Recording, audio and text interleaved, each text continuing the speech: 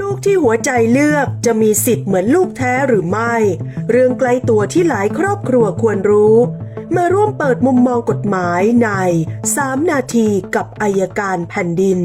ก็สำหรับในปัจจุบันนะครับยังมีหลายครอบครัวที่ได้ให้การอุปการะเลี้ยงดูผู้เยาว์นะครับในทางเครือญาตินะครับอาจจะเป็นหลานนะครับซึ่งบางทีผู้เยาว์เนี่ยนะครับอาจจะมีบิดามารดานะครับแต่ว่าบิดามารดาเนี่ยอาจจะไปทำงานอยู่ที่อื่นนะครับหรือว่าอาจจะเสียชีวิตไปแล้วนะครับก็จะมีผลว่าปู่ย่าตายายหรือว่าลุงป้าน้าอานะครับซึ่งเป็นบุคคลในครอบครัวเป็นเครือญาติเนี่ยครับได้ทำการเลี้ยงดูอุปการะนะครับให้การศึกษากับผู้เยาว์นะครับจนมีความผูกพันนะครับเกี่ยวกับในเรื่องของการเลี้ยงดูนะครับซึ่งในการรับผู้เยาว์เป็นบุตรเนี่ยนะครับก็ในทางกฎหมายเราเรียกว่าเป็นบุตรบุญธรรมนะครับถ้าหากว่าไม่ได้มีการรับเป็นบุตรบุญธรรมเนี่ยนะครับอาจจะใช้เป็นภาษาที่ไม่เป็นทางการก็อาจจะเรียกว่าเป็นบุตรนะครับเป็นบุตรตามความเป็นจริงนะครับซึ่งจะไม่มีผลตามกฎหมายนะครับจะมีผลตามกฎหมายก็ต่อเมื่อลุงป้าน้าอาหรือว่าปู่ย่าตายายที่ให้การอุปการะเลี้ยงดูผู้เยาว์อยู่เนี่ยนะครับได้จดทะเบียนรับผู้เยาว์คนนั้นเป็นบุตรบุญธรรมนะครับสำหรับการจดทะเบียนรับผู้เยาว์เป็นบุตรบุญธรรมนะครับก็มีกำหนดไว้ในประมวลกฎหมายแพ่งและพาณิชย์นะครับว่าการรับบุตรบุญธรรมจะมีผลสมบูรณ์ต่อเมื่อมีการจดทะเบียนตามกฎหมายนะครับแล้วก็มีเงื่อนไขประการสำคัญอยู่ว่าคนผู้ที่จะรับบุตรบุญธรรมนะครับกับบุตรบุญธรรมเนี่ยจะต้องมีอายุห่างกัน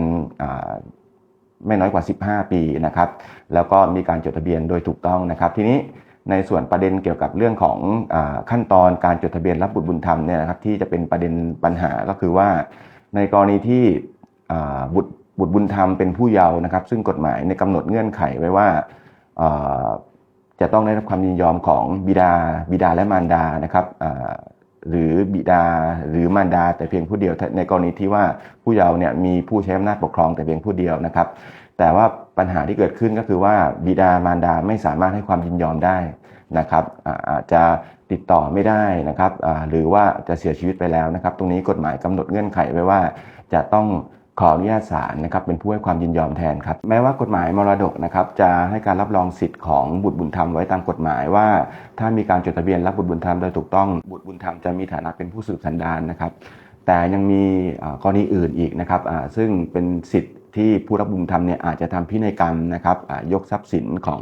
ตัวเองนะครับระบุให้กับผู้ให้บุตรบุญธรรมเป็นผู้รับมรดกในส่วนที่ระบุไว้ในพินัยกรรมก็ได้นะครับซึ่งอาจจะเป็นพินัยกรรมแบบเขียนเองก็ได้หรือว่าเป็นพินัยกรรมฝ่ายเมืองที่อาจจะทำกับที่อำเภอนะครับก็จะมีหลักเกณฑ์ที่สามารถจะเข้าไปติดต่อนะครับขอรายละเอียดแล้วก็ทำพินัยกรรมยกทรัพย์สินให้กับบุตรบุญธรรมได้ครับ